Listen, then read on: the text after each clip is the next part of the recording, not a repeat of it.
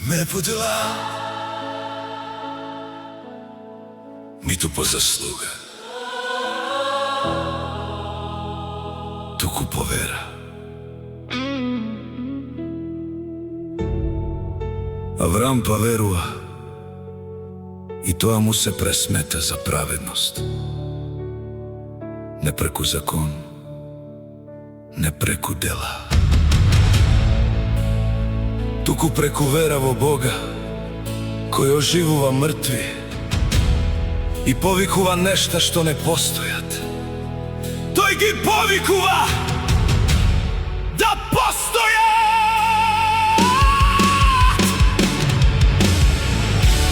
Не се колебам,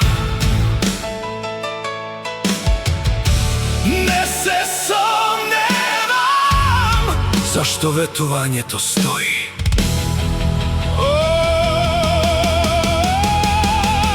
Оправдан сум преку вера, не со дела, туку по благодат. Бог е тој кој ветува и е верен за секогаш. Јас живеам преку неговата праведност.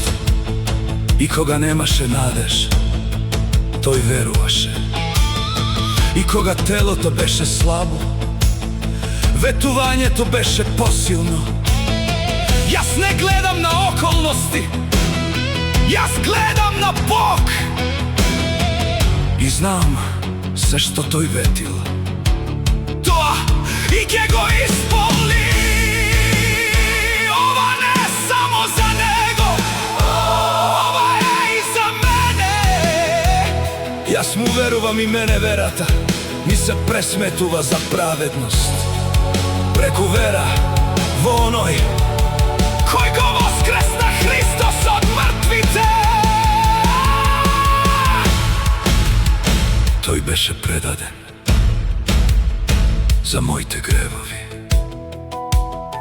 и воскресна за моето оправдување.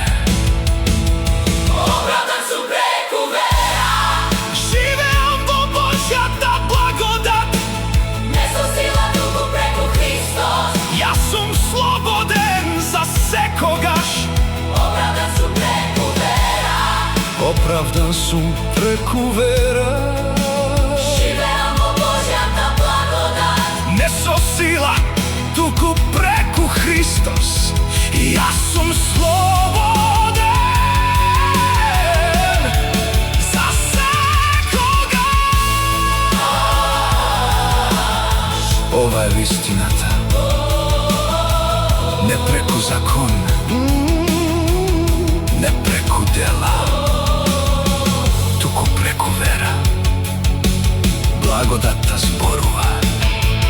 Јас живеам, Јас живеам, јас живеам, јас живеам, јас живеам. јас живеам.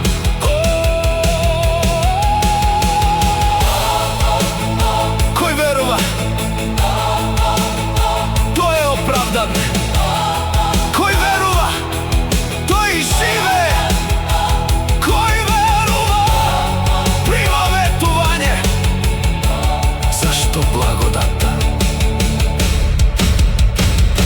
е Божи дар.